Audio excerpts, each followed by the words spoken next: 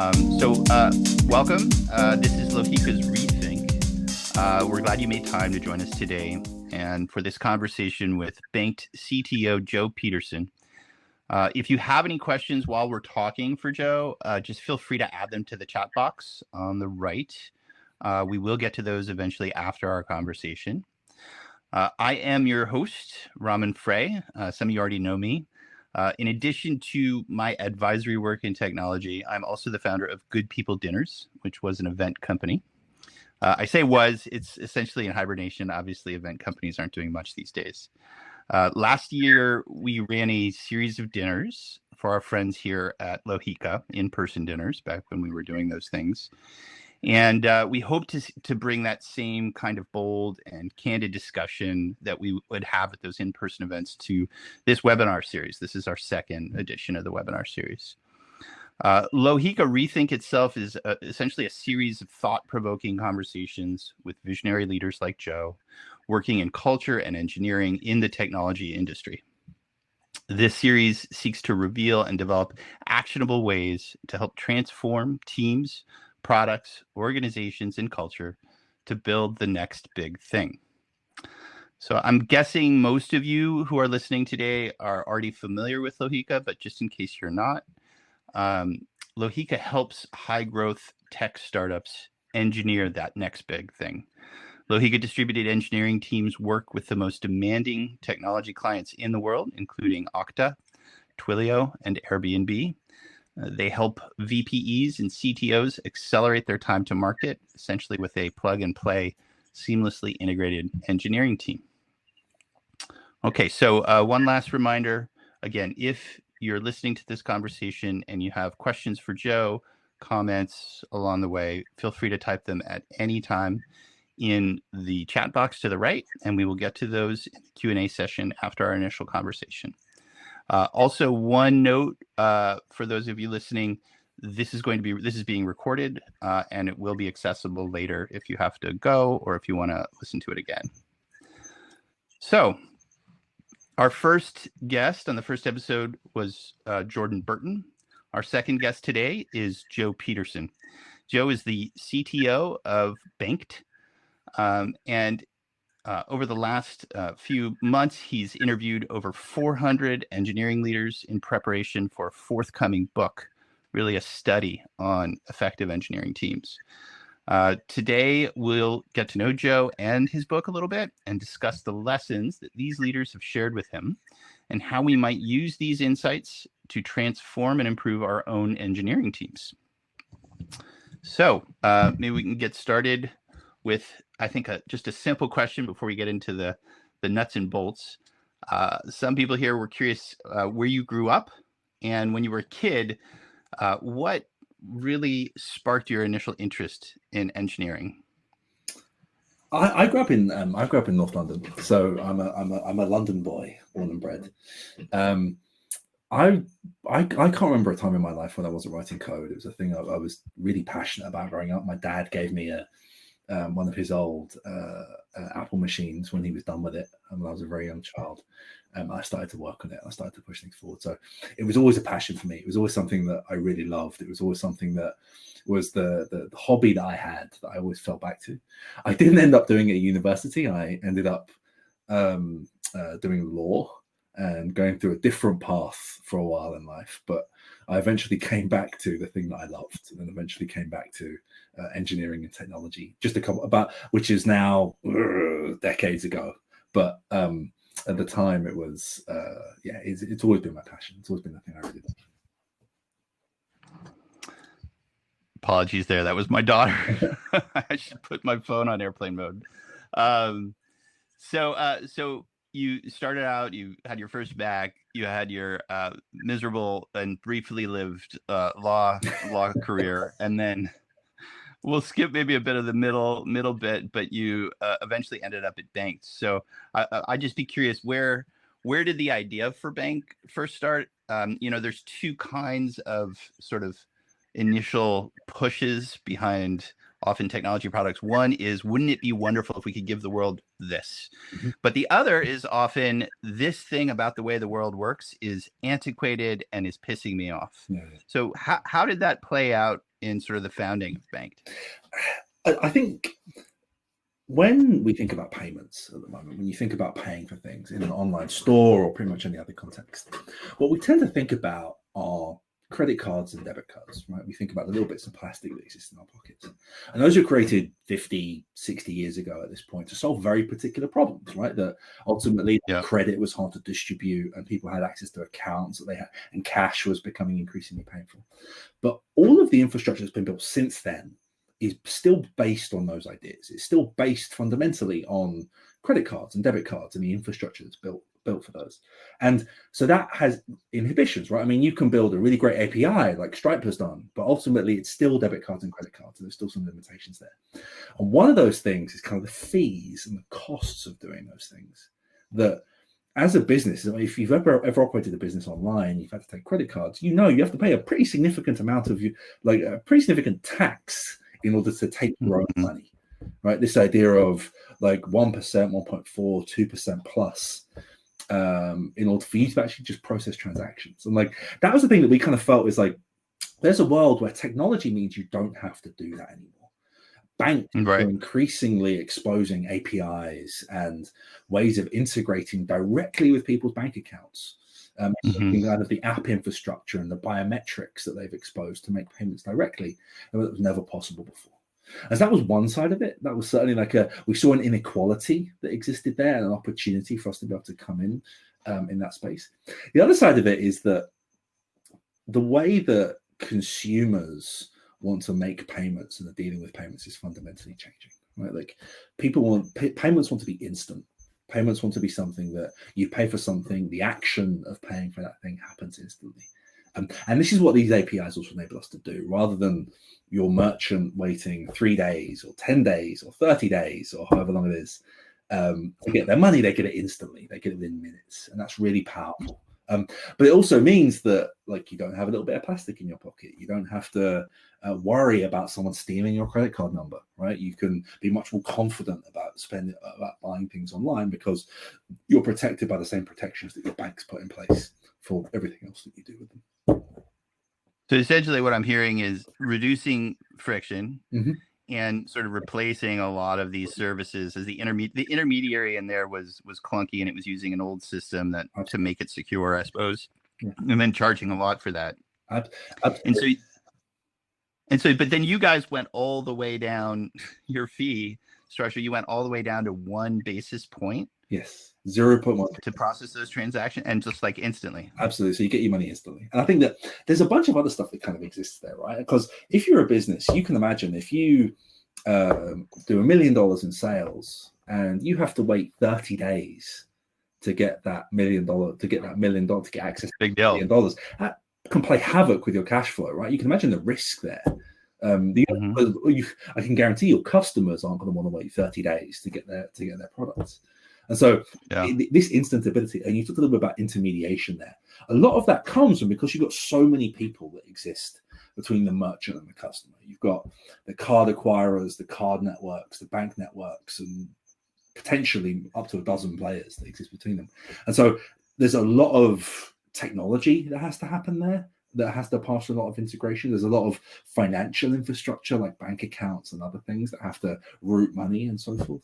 And like, that's something that Banked, replacing all of those intermediaries, can do fundamentally differently.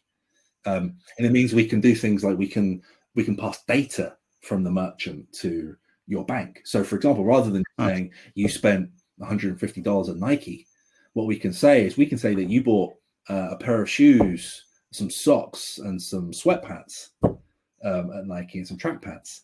And like what maybe and that can display in your mobile banking app, and potentially you can click a refund button in your mobile banking app and instantly get a refund for payments. Something that's just not possible based on the card networks, because that's just fundamentally not the way they're built and not the way they're architectured. So it's a bit of like a leapfrog technology. You said something to me yesterday when we were chatting about. I was asking you basically about what differentiated what you were building, which is a tough build.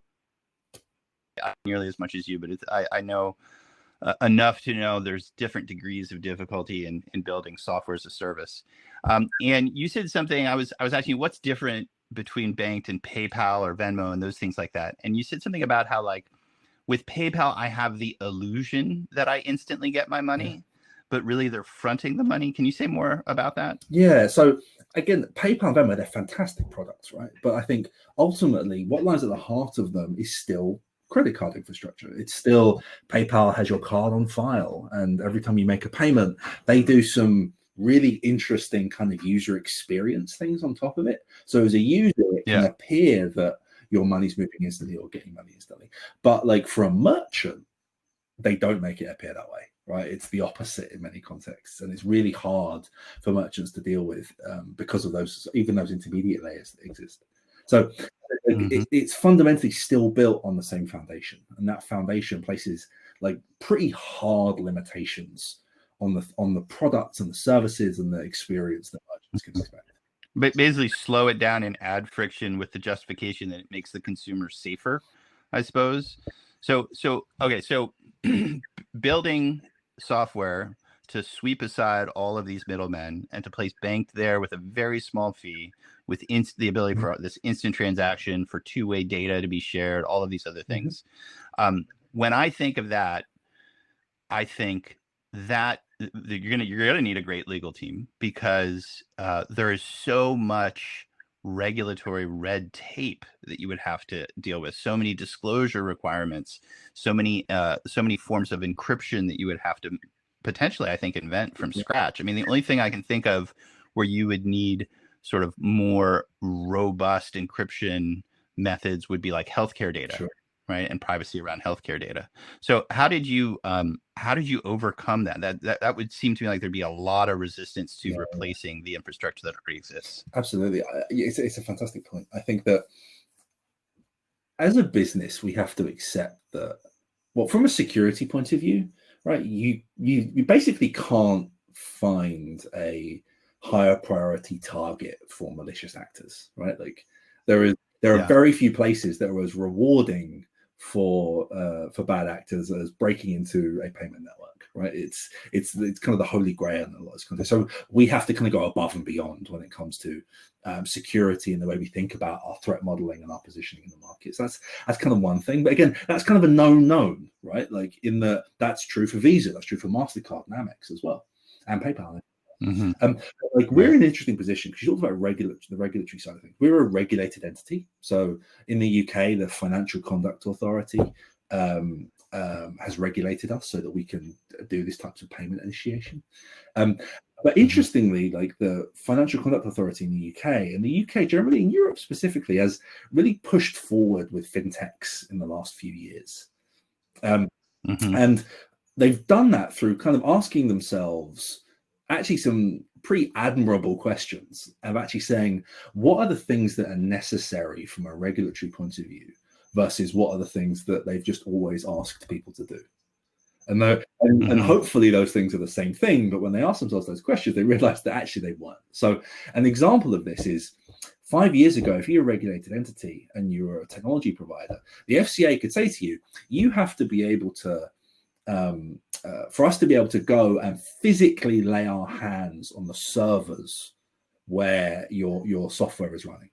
And in the world of like colo data centers, and in the world of 10, 15 years ago, that made a lot of sense, right? You want to be able to do that. But I mean, can you imagine the conversation where you call your AWS account rep and you say, someone from the FCA wants to go and touch one of your servers in some random rack, in some random DC somewhere else in the world?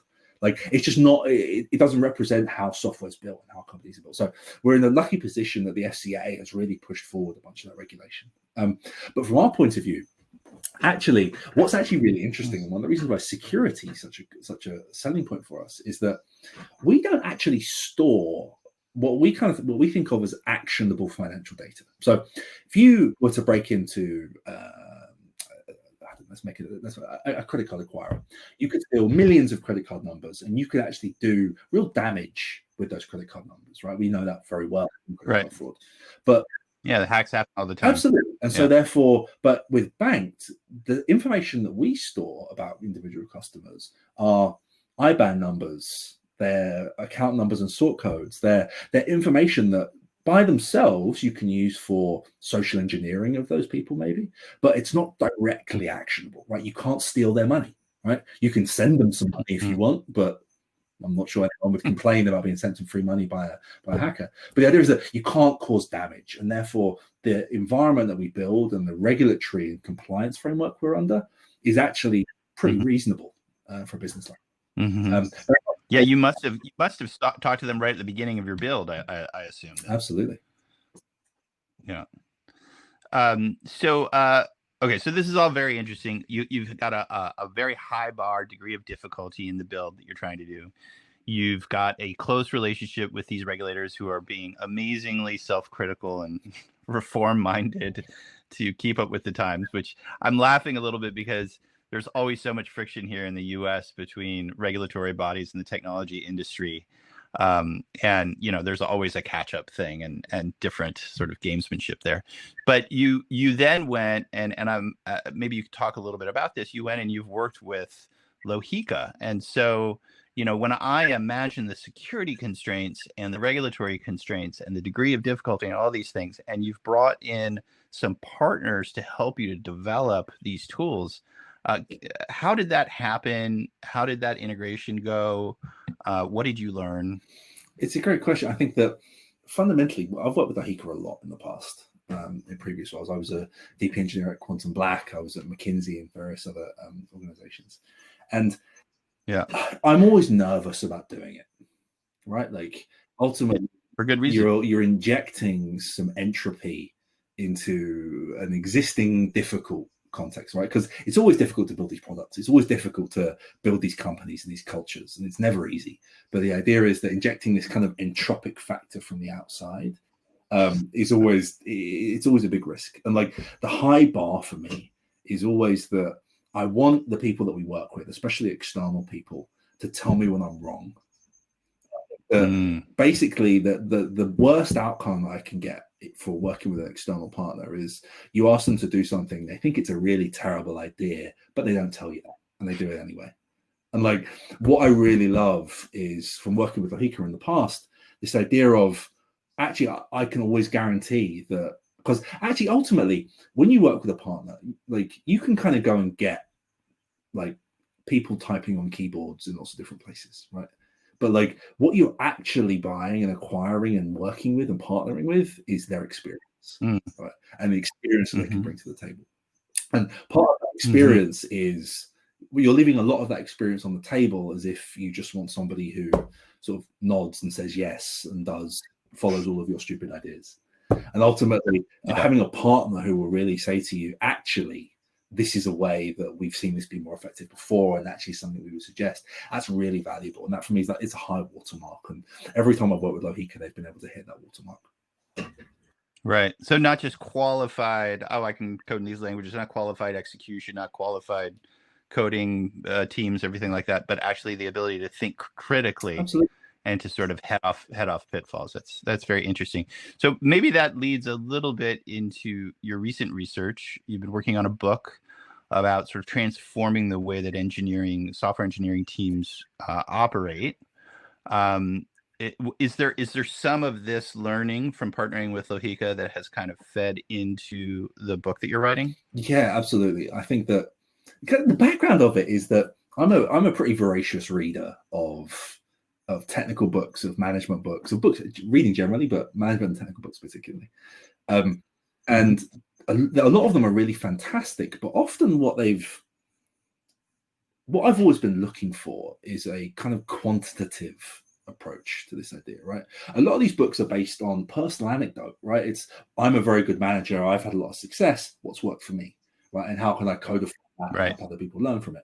And like it's super valuable, and not take anything away from that. But I've also kind of looked for, well, what happens if you ask a wide number of people this idea, these questions, and have them answer it, and try and codify that into a set of learnings? Would the learnings be the same? Would they be different?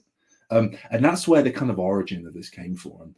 I started to do a bunch of this work while I was at McKinsey and Company. because I led a lot of transformation work there of helping lagging organizations really transform themselves and build like new capabilities and new products and everything else. So a bunch of that thinking kind of came out, and Lohika was a big part of that. They were working with a number of our clients to actually help them go on that journey and help them push that forward.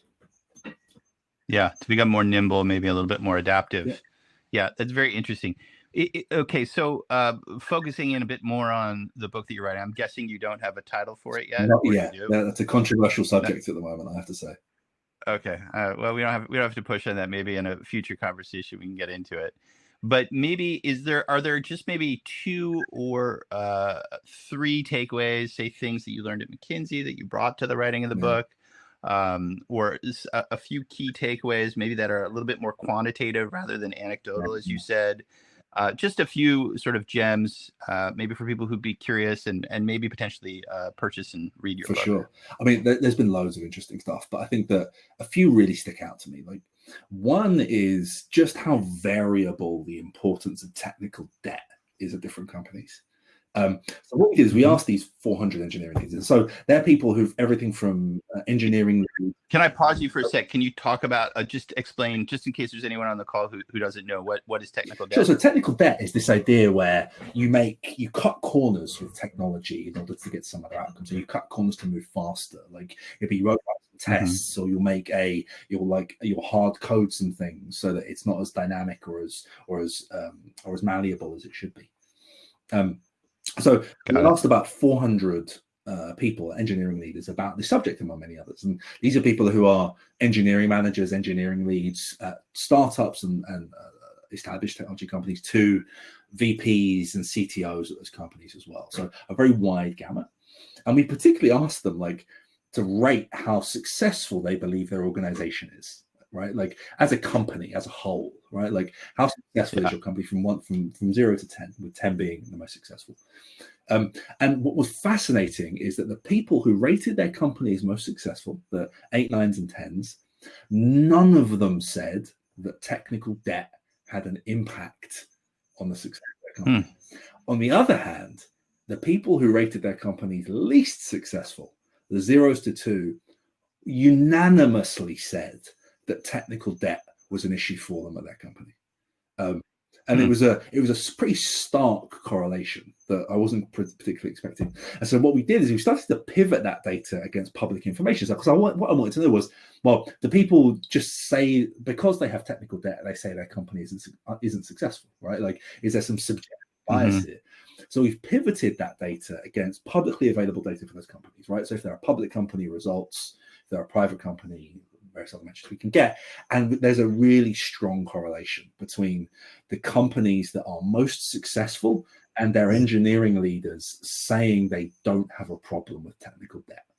And there is a reverse correlation the other way, with companies that are very publicly potentially struggling or having some issues, and their engineering leaders saying that they have a real problem with technical debt. And that reminds me of a Bain study. There was a Bain study that I read, a friend of mine suggested, and I read it. And it had a wonderful, elegant simplicity. It was a correlation like you're sharing. They basically went to a few major Fortune 100 companies, and they randomly interviewed till they got a good statistical sample, people from the top to the bottom of those organizations. And they said they were looking for one question, the answer to one question, and would it correlate to outcomes? And the question was, from the janitor to the CEO, do you get to do what you are best at every day?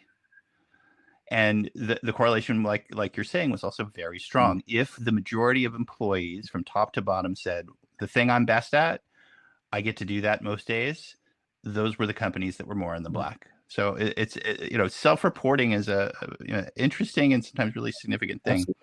Somebody in the chat box has already asked when it's published where they can get your book. I don't know if you have a book deal already or. Yeah, so it's going to be available at the end of Q2 next year.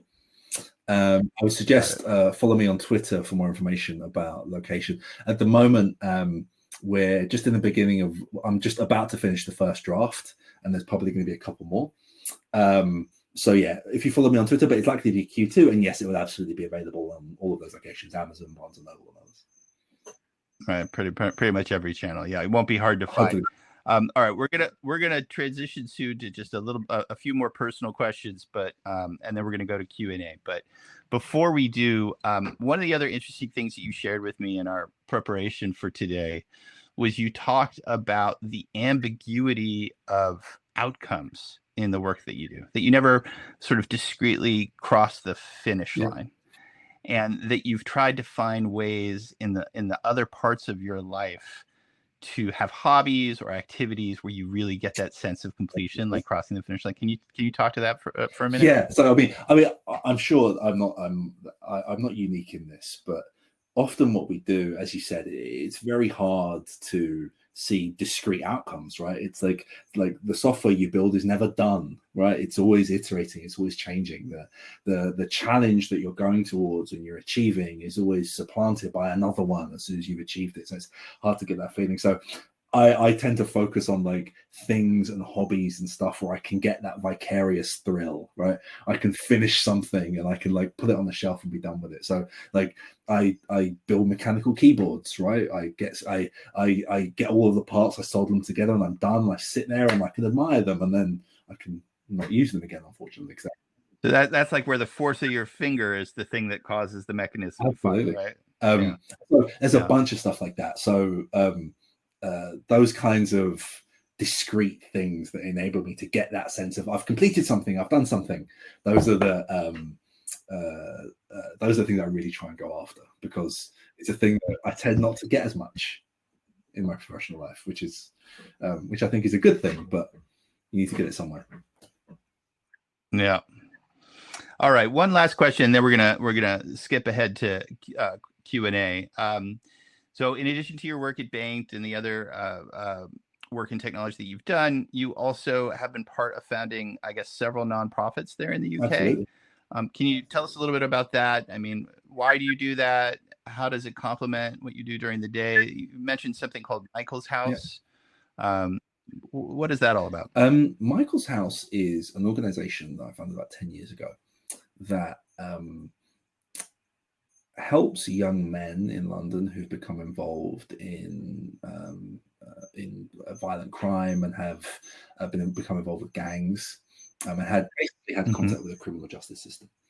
And what we do is to try and help them rehabilitate their lives and to try and help them move out of that lifestyle. Often because, I mean, this is maybe unsurprising to hear, but young men of 16, 17, 18, 19, 20 are often written off in life when they've made decisions like this. Right? Like you go to prison at 17, you're written off by the system. You're a criminal forever, and there's nothing that there's nothing that can be done about that. And like there's no support for you. Like you're at the bottom rung of the social system for getting that support. And so we wanted to try and fix that. I grew up in an area of London where there was a lot of gang crime, where there was a lot of violent crime, and I saw many of my friends go down that path where they ended up in positions where they made mistakes when they were young and they made bad decisions, and their lives were pretty profoundly affected by it. And there was not much they could do. They were trapped. There was very little support for them. And so Michael's House, named after a man called Michael, unsurprisingly, who would consistently try and help people in that community, and was somebody who would always try and help people and move them forward and help make he'd gone through that journey themselves. He removed himself from the situation, and he wanted to help other people do it. And so we do things like training and mentoring and sponsorship. We provide financial support. A big part of what we do is about emotional literacy, which is about actually helping. A lot of these young men really struggle with the ideas of masculinity and this idea of what it means to be a man, right? What it means to be a man in society. So this idea of like confronting your emotions and using them productively rather than resorting to anger, right? Or resorting to other things, which are really easy emotions to resort to. Whereas actually the tools and the skills to be able to say, you know what, like there are other ways that you can express yourself. And actually, what does it mean to be a man and a human being in a society and like contribute to it? We've been great. We've worked with 300-400 people at this point, and it's one of the most rewarding things that I do on a day-to-day basis. That reminds me of I don't sometimes the terms are a little bit different. It's beautiful work, first of all, and I know that there is similar work here in the Bay Area, especially with people who have been incarcerated at San Quentin, which is one of our larger prisons here in the Bay Area. California definitely has a problem with over incarceration. It's a perennial debate among politicians, but we also have forward thinkers. So when you talk about emotional literacy, I think of Daniel Goldman, who was, I think, a professor here at Stanford, and wrote that book on emotional intelligence and how vital that is. Right. I mean, we're definitely at a moment. I think I wrote an essay recently about this. We're at a moment where we really need to reevaluate sort of our ideas around these sort of monolithic, like being a man, being a woman, gender roles, things like that. So that sounds like very worthwhile work. Sort of a meta skill. Another friend of mine who actually coaches in this, Laura Delazana, she calls those meta skills. Okay, so let's transition to some questions. They've been teeing up here in the chat box while you and I have been chatting. The first one is pretty straightforward. It has to do with your work at Banked. This person is curious if you specifically, when you're hiring engineers for Banked, do you specifically look for people with fintech experience? And if so, why or why not? It's a fantastic question, and the answer is yes in some roles, no in others. Right? In that, like, financial technology and fintech there's some received wisdom there. Right? Some of it's really good, some of it's not so much, and so therefore deliberately injecting skills and experience from outside that world into fintech has been one of the things that's transformed it in the last 5 or 10 years in the UK, in Europe, and all over the world. So in some circumstances, no, absolutely not. In fact, the opposite. Like, it's actually useful to have people that don't have that experience. But yeah, I feel like it can be valuable. Like, it can be something where people who understand have a good understanding of the financial system, right? Who understand how bank accounts work and how clearing works and how these types of things fit together. It can help with the kind of learning curve of onboarding, I think. Yeah. So it sounds like actually a little bit of both. What I'm hearing is you kind of benefit from having mixed teams with experience, but teams with outsider perspective. That's interesting. Okay. Another question from the audience. Someone is curious, how do you vet potential partners like Lohika during the selection process? Do you ask them for client referral references? I mean, how do you do that? How do you make a decision? You said it's a very risky choice to make. How do you go through that? I think that there's a bunch of probably stock answers. You can give those client references a great example, right? Talking to, seeing examples of their other work, but the reality is the only way you can find out is by working together, right? So, like, this idea of being able to find a discrete, small, less risky piece of work you can do together, so that you can actually start to form those relationships, understand how they work as an organization, how they work with organizations like yours, is really important. So, it was an approach we took at Quantum Black, where we started quite small in our collaboration, and like, once we worked out we could work really well together, it expanded really quickly, and therefore the trust was built up over time, because ultimately the relationship is based on trust, right? It's that I trust that you're going to find the great engineers to come and work on our products, that you as an organization and them as individuals will comport themselves in a way that's beneficial for our team and our company and themselves. And I think that the only way you can the rubber needs to meet the road in order to be able to build that trust. Right. Yeah, I think that's actually really interesting and very wise. I read a book by a guy named Peter Sims, who came out of McKinsey and the Bay Area, and I think Stanford GSB. And in Little Bets, he talks about a methodology that's shaped, I think, the way I've seen a lot more companies every year operate, which is you can thoroughly vet. For instance, a friend of mine went through 17 interviews before he was given a senior position at Airbnb, which just looked exhaustive to me. Right. I mean, that was 6 months of his life and a whole bunch of flights and a whole bunch of flirting. I don't have the patience for that. And more people, I think, are doing what you just shared, which is find that little low risk. It would be a recoverable loss. If it goes to hell, it's not going to sink the company. And learn by doing, right? Try before you buy, and then you can amp up until you have full trust and partnership. So That's interesting. And a lot of people aren't comfortable doing that. You know, they'd rather thoroughly document risk before even giving a tiny bit of collaborative work there. So next question from somebody in the audience was, basic question basically here. How do you stay updated on technology trends, industry trends, things like that? There's just an overwhelming amount of information out there. Which ones do you find yourself continuously going back to? I was going to say with great difficulty is the answer to that question, because I think my world is kind of, if you are to ask me this question every week for the previous however many years of my life, I would probably give you a different answer. Keeps but changing. there are things that I've kind of gone back to. I've tried to become like a bit of a digital Luddite, in that I've gone back to using RSS and having the time to be able to curate a set of information that I find valuable and be able to process it in like a less like schizophrenic, chaotic way. It's often quite hard to do it. I find it provides me a much more structured way of engaging with that type of information. I'm a perennial Twitter user. I'm extremely online in a way that is like probably not the best for my mental health or anything else, considering the world at the moment. But you're not alone. So yeah, I think that there's I think like finding the outlets that I trust and actually using them and consuming them in like a consistent, sustainable way is the lesson I've really learned over the last few years. And that's like that kind of expresses itself as RSS feeds, and actually having a place where I can go and I can consume content in a sort of in a really compelling way. Yeah, so that makes actually, simple is hard, beginner's mind. Like that makes so much sense. When you think about all these information streams, you think about all these fire hoses, it's the algorithm and it's the company on the other side that is essentially dictating what you see. Like the control keeps getting taken away from you in terms of what you're seeing. So RSS feeds makes perfect sense because you're completely in the driver's seat at any time.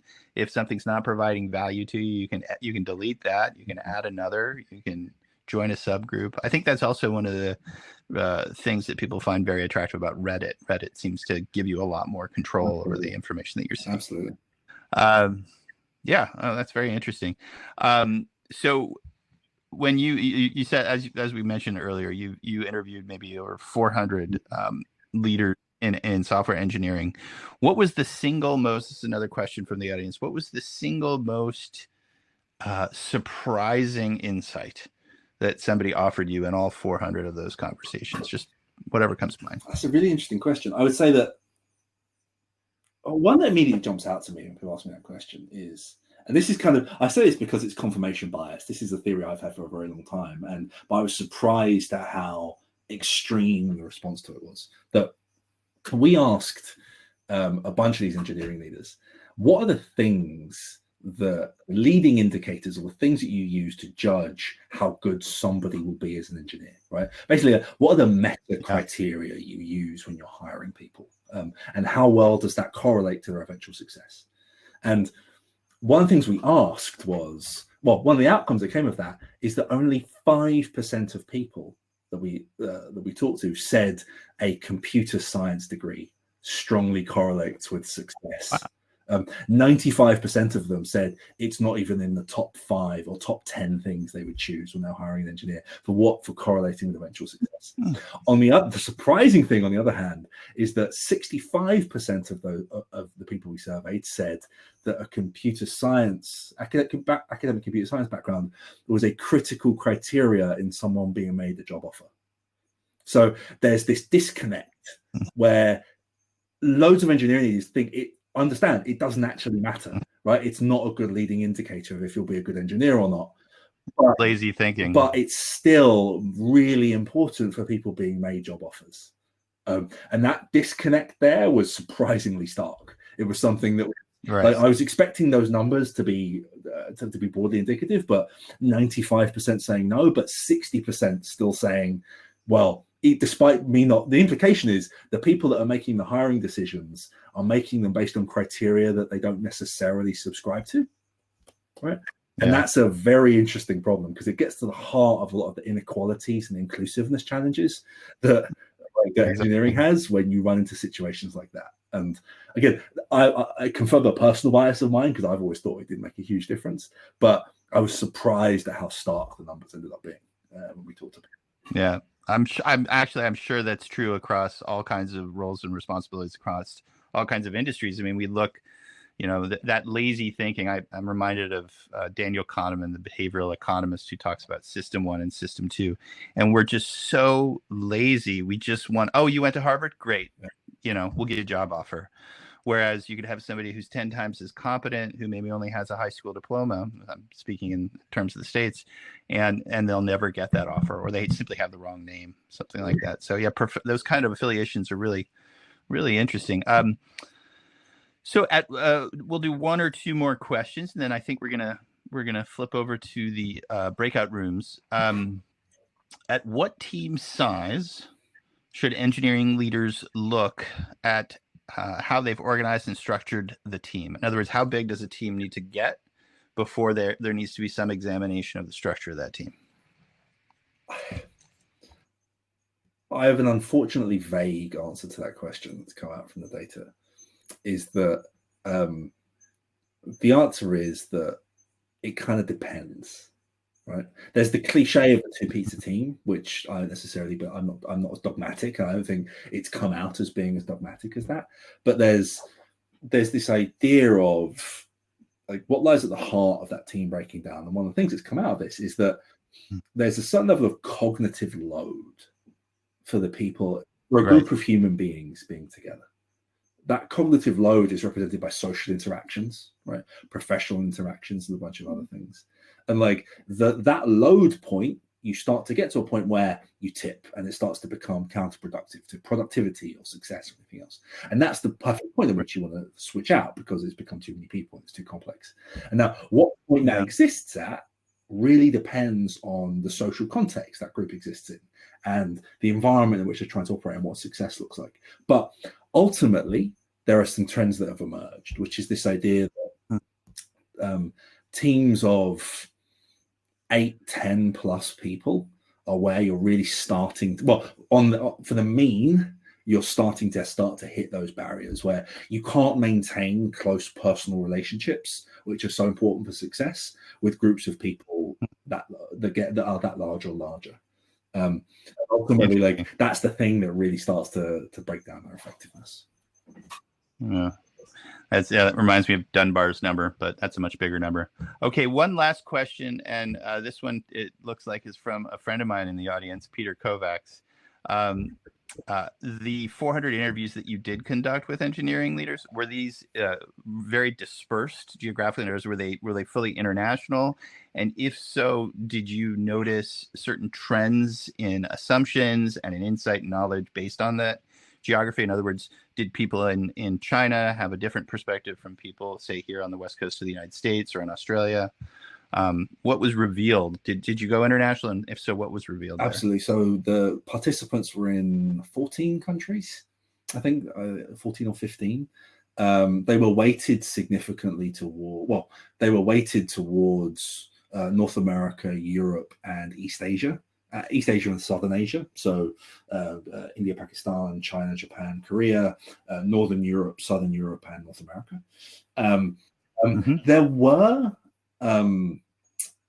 There were distinctive criteria there were distinctive results between the different areas.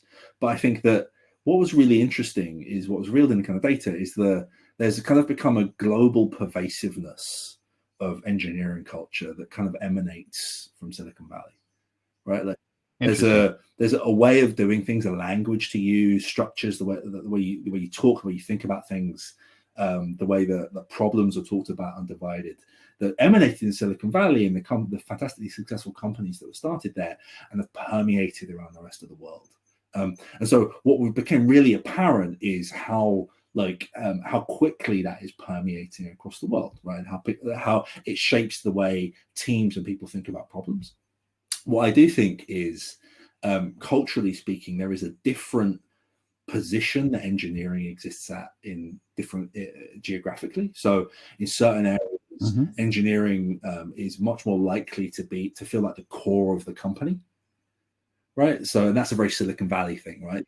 The product, engineering, and whereas in other organizations there's a much more higher likelihood that engineering feels kind of subservient to other parts of the organization. It feels like IT, right? You feel akin to the person who changes the paper in the copier and makes the projectors work. I think that was certainly a geographic split that we saw. But the thing that was really interesting is just how all pervasive the Silicon Valley narrative of engineering has become globally, and actually and you can see real trends because I talk about consuming information. The information that people are consuming that are informing decisions are effectively the same, right? It doesn't matter if you live in Munich or Manchester or Silicon Valley or Toronto or Sao Paulo. The way that you think about the resources you consume, the trends that you follow are global, despite them actually having a predominantly kind of West Coast origin. Yeah, fascinating. Yeah, it's soft power. It's Hollywood and Silicon Valley here in California. That's surprising. I don't think we always do the rest of the world the best service in exporting those cultural norms, but we'll see. We'll see where things go. There's a few other great questions here I'd love to get to. Maybe we can get to them in our breakout rooms. But right now, I'd like to invite everybody listening to continue this conversation about the next big thing. We're going to send everyone to 2 informal breakout rooms here. It's going to be kind of unstructured on Hopin. It's our first time using this platform, so I hope everybody likes it. So a client partner from Lohika will be in each of those rooms and is going to lead everyone through the discussion of the topics that we've covered today. We want to make this productive for everyone, so please bring questions or stories or solutions. Start thinking of that now. Maybe jot something down.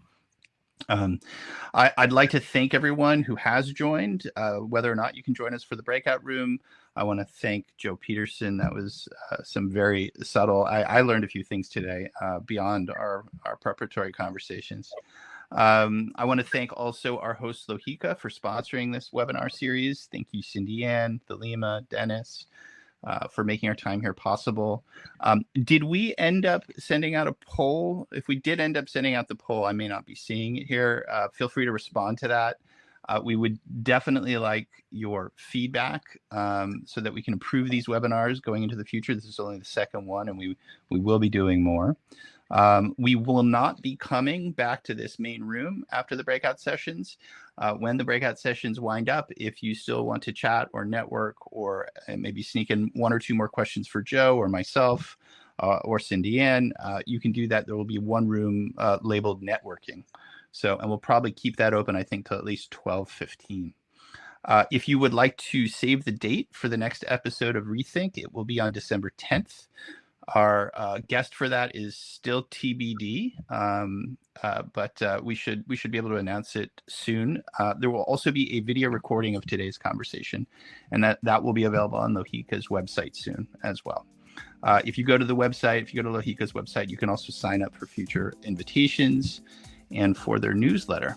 So thank you again, Joe. That was a great conversation. I think I have 1 or 2 new things on my reading list, and I hope everybody has fun in the breakout rooms. I'm going to head over to breakout room number 2 myself. Take care. Thanks, Raman. Thank you.